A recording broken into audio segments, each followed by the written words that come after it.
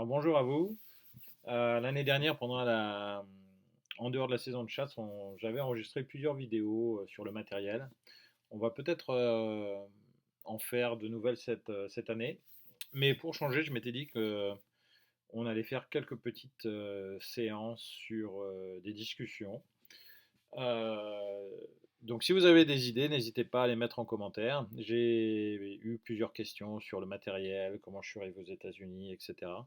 Donc je pense qu'on fera sûrement des petites vidéos là-dessus, des petites vidéos qui ont pour but de partager un petit peu ce que je vois et puis de potentiellement nourrir quelques débats et de vous informer sur des choses qui potentiellement peuvent être intéressantes.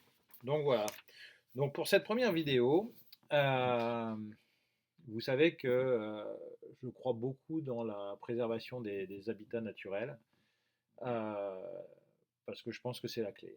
Je pense que ça, c'est la vraie différence entre ce que je vois en France et ce que je vois aux États-Unis. Euh, et c'est ça qui permet d'avoir du gibier naturel. Et quand on a du gibier naturel, on a une activité synégétique qui est elle-même naturelle et entre guillemets normale.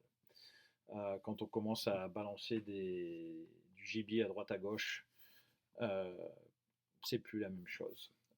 C'est difficile à justifier et même entre nous, on a du mal. Donc voilà. Donc je me suis dit que pour cette première vidéo, on allait parler de Duck Unlimited. Duck Unlimited, c'est une association euh, très importante aux États-Unis qui a été créée en 1937. Et puis pour le fun, je me suis aperçu pardon, qu'on avait une société en France qui s'appelait Gabion Unlimited et qui utilise quasiment le même logo et quasiment le même nom que Duck Unlimited.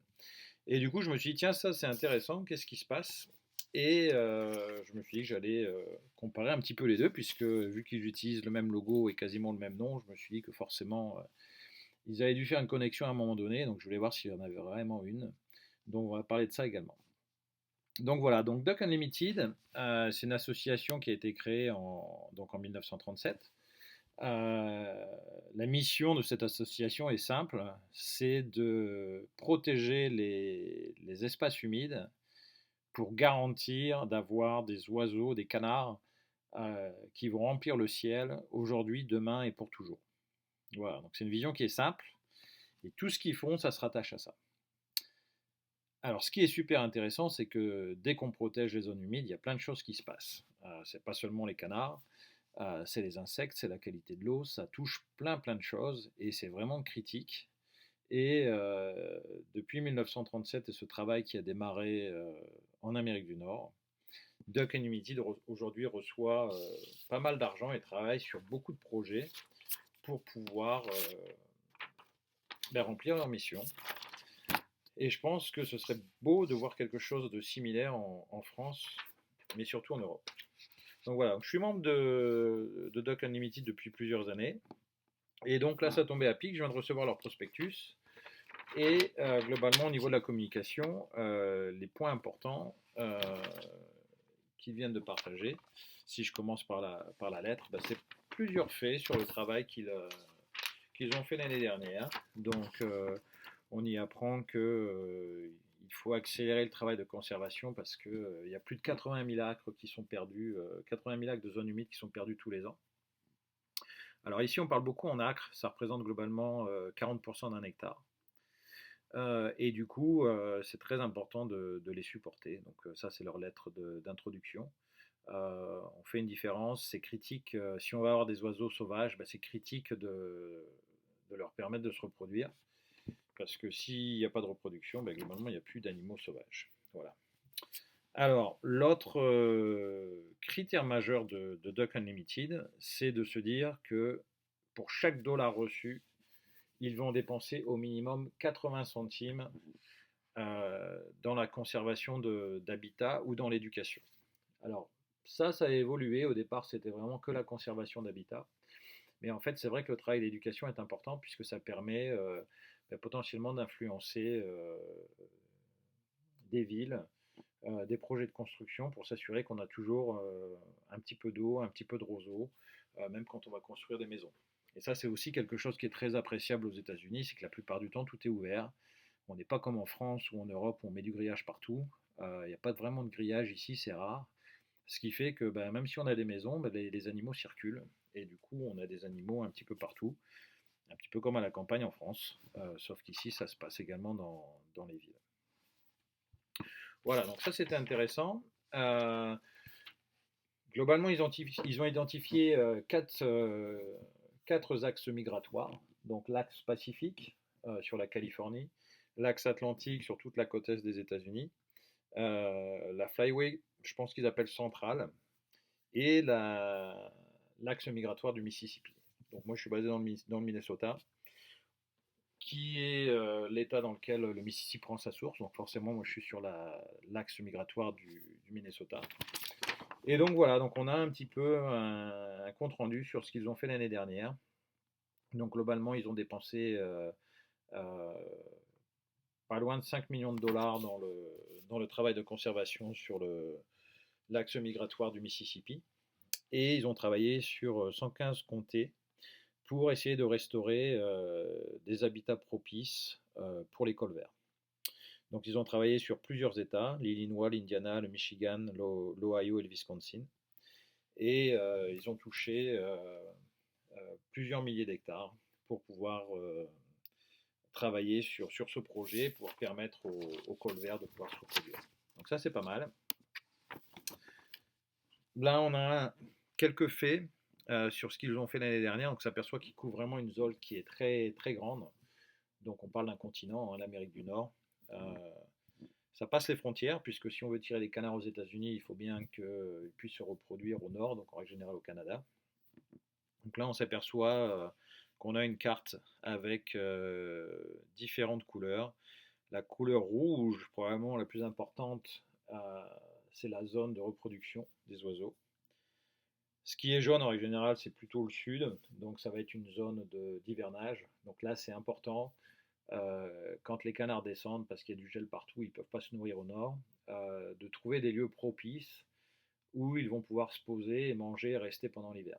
Alors ça paraît évident, mais bon, quand on commence à construire dans les marais pour avoir des plages, des piscines, etc., il n'y a plus beaucoup de marais qui restent. Donc c'est vraiment important de pouvoir investir dans ces zones pour pouvoir permettre aux canards de rester pendant l'hiver avant de remonter au nord pour se reproduire. Et puis pendant qu'ils font leur navette entre le nord et le sud, eh bien, il y a plein de zones sur lesquelles il faut qu'ils puissent se reposer et manger. Donc ça, c'est plutôt les zones vertes. Donc là, on s'aperçoit que grosso modo, l'année dernière, ils ont quand même travaillé sur euh, quasiment 30 millions d'hectares du nord au sud en une année. Donc ça, c'est vraiment un impact qui est très très important. Et on s'aperçoit que l'association fait son job. Alors, il y a une autre partie sur laquelle ils communiquent beaucoup, et ça c'est également très important, c'est la transparence sur leur budget. Donc combien d'argent ils récupèrent et comment est-ce qu'ils dépensent.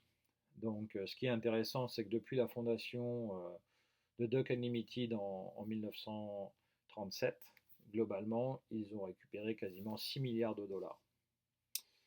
Et donc sur 6 milliards de dollars, il y en a 80% qui est dépensé sur l'achat ou la restauration de zones humides. Donc ça fait plus de 5 milliards de dollars en bientôt 100 ans, 80 ans, euh, qui ont été dépensés pour pouvoir conserver les habitats naturels des canards. Donc ça, c'est quand même un gros travail. On en est quand même bien loin en Europe. Et le budget annuel, là, pour l'année dernière, c'était aux alentours de 340 millions de dollars. Et on voit ici également la façon dont ils ont récupéré l'argent. Donc il y a une partie qui vient du gouvernement, puisque il y a beaucoup de projets sur lesquels ils sont capables d'aller chercher de l'argent du gouvernement pour s'associer, pour développer des zones humides qui vont permettre d'avoir une qualité d'eau qui est meilleure. Donc voilà, donc quand on est intelligent et qu'on veut travailler sur la conservation de l'habitat, pour les espèces naturelles, ce n'est pas uniquement les canards qui bénéficient des marais, ça s'étend à beaucoup, beaucoup d'espèces, les rapaces, les insectes, même les animaux qui ne migrent pas en bénéficient. Donc quand on veut vraiment avoir du résultat, on s'associe. Et ça, c'est un petit message pour la LPO, parce que je pense que si la LPO travaillait avec les chasseurs, on n'en serait pas là et on pourrait faire du travail constructif pour le gibier naturel plutôt que de passer son temps à se bagarrer. Et donc sur la gauche, on s'aperçoit de la façon dont ils dépensent cet argent. Donc il y a 2% qui part dans les salaires de l'organisation. Il y a 10% qui sont dépensés pour faire des événements. En règle générale, les événements sont faits pour récupérer de l'argent. Donc on va avoir des banquets organisés par des volontaires. En règle générale, on va avoir des cadeaux qui vont être donnés par des sociétés partenaires. Donc on parle de fusils, on parle de matériel de chasse, des peintures. Il y a pas mal de produits qui sont donnés. Et en règle générale, on a une loterie et des ventes aux enchères qui permettent de récupérer de l'argent pour financer l'association. Donc ça représente 10% des dépenses, soutenir un petit peu tous ces événements pour récupérer de l'argent. Et donc 88% qui ont été dépensés dans le maintien des habitats et l'éducation. Donc voilà, donc globalement, Duck Unlimited a fait son boulot l'année dernière et nous partage à tous ses membres le résultat de ce travail. Alors, il faut savoir qu'aux États-Unis, ce n'est pas les seuls, hein. Il y a également Delta Waterfall qui travaille beaucoup sur les milieux humides. Il y a une association qui s'occupe des habitats pour les dindons sauvages. Il y a Pheasant Forever qui s'occupe des habitats pour les faisans. Il y a la RMEF, qui est la Rocky Mountains Elk Foundation, qui s'occupe de préserver les habitats, notamment pour les migrations de wapiti dans les montagnes rocheuses. Donc il y a beaucoup de choses qui se font comme ça, et ça c'est vraiment une bonne pratique qui serait sympa d'avoir un peu plus en Europe. Donc voilà, donc ça c'était un petit peu leur introduction pour leur lettre. Et puis cette page-là, donc, qui permet un petit peu de voir les différents endroits et avec leurs initiatives. Donc on voit que les initiatives, ça va un petit peu de tout, hein. Comment préserver l'espace naturel dans la forêt boréale, jusqu'à comment permettre aux canards de vivre dans le désert. Donc ça, c'est notamment pour l'Arizona. Il y a quand même des canards qui passent sur cette zone-là avant d'aller au Mexique. Donc comment est-ce qu'on s'assure que sur cet axe migratoire qui n'a pas beaucoup de zones humides, et bien justement, on va se concentrer pour les préserver. Donc voilà. Donc Duck Unlimited, c'est une association qui marche, qui est là depuis 1937 et qui a un nom qui est très important et une mission qui est très très importante, et l'association s'y tient. Alors qu'en est-il maintenant de Gabion Unlimited? Alors Gabion Unlimited, ça a un petit peu rien à voir en fait avec Duck Unlimited quand j'y regarde. Gabion Unlimited, c'est pas une association de chasseurs, c'est un business. Et ils vendent des habits. Alors j'ai pas de commentaires sur leurs produits parce que je les connais pas. Mais bon voilà, Gabion Unlimited, c'est pas une association de conservation, c'est pas une association qui a pour but de protéger les milieux naturels. C'est une société qui vend des habits de chasse globalement. Voilà. Bon, par contre, j'ai quand même trouvé des trucs intéressants sur leur site parce qu'ils ont quand même une mission. Et ils essayent quand même de donner en retour une partie de ce qu'ils touchent. Donc une de leurs missions, c'est de gérer, travailler un petit peu sur ce qu'ils appellent l'achat-partage. Donc on bénéficie de quelque chose, on donne en retour, on give back un petit peu comme c'est le cas ici. Et donc ils ont des partenariats qui sont en cours avec l'association des chasseurs de gibier d'eau. Et ils travaillent également avec des réserves ornithologiques de Normandie. Donc ça, c'est quand même sympa de voir ça. Une autre partie de leur mission, c'est de connaître, donc essayer un petit peu de partager la passion de la chasse et l'esprit un petit peu de chasse en gabion. Bon, je ne vais pas entrer dans le débat de la chasse à la hutte ou de la chasse au gabion ici. C'est vraiment une chasse de passionnés. Maintenant, c'est sûr que ce que je vois moi ici, ça n'a rien à voir avec la chasse à la hutte. Et pour moi, la chasse à la hutte, c'est quand même une activité qui voit le bétonnage des marais et l'anéantissement un petit peu de la végétation qui est nécessaire au canard. On a tendance à tout découper pour pouvoir avoir une mare un peu plus grande qui soit plus visible la nuit. Et quand on découpe tout, il n'y a plus grand chose à manger. Donc bon, je ne vais pas rentrer dans ces détails-là. J'ai déjà eu plusieurs échanges sur plusieurs vidéos. Mais c'est sûr que pour moi, un canard, ça se tire au vol, ça se tire pas posé la nuit quand ils viennent pour dormir ou manger. Enfin bref, donc, mais c'est quand même sympa de voir qu'ils ont une mission où ils essayent de développer un petit peu le-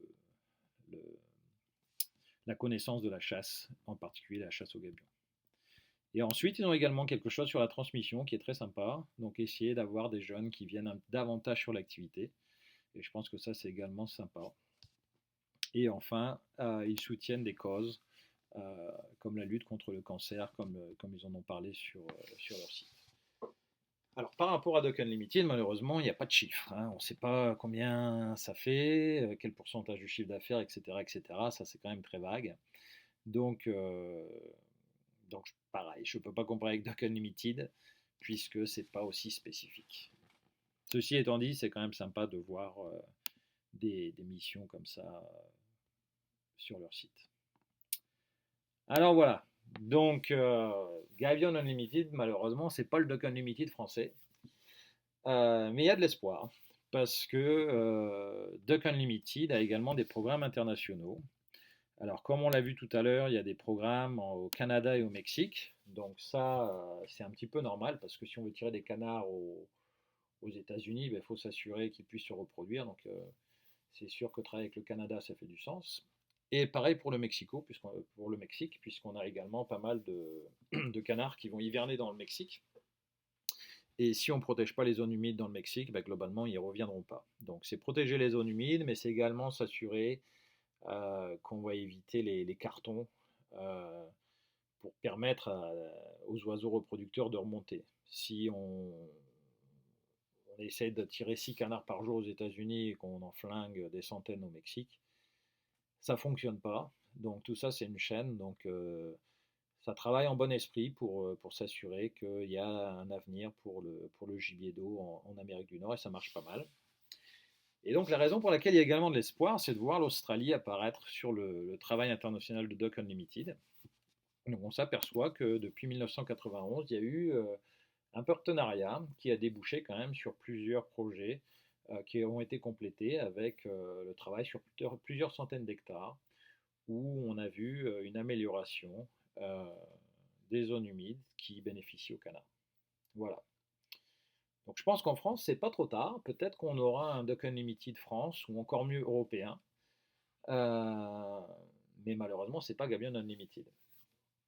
Donc j'espère qu'on arrivera à cet endroit-là à un moment donné, d'avoir une association qui va travailler de manière scientifique au niveau de la région européenne pour savoir quel est le nombre de couples reproducteurs, combien de canards on peut prélever par an, est-ce qu'il faut faire attention à une espèce spécifique et peut-être ne plus la tirer parce qu'elle est en danger. Est-ce qu'on peut relâcher les quotas sur d'autres espèces parce qu'elles sont en abondance?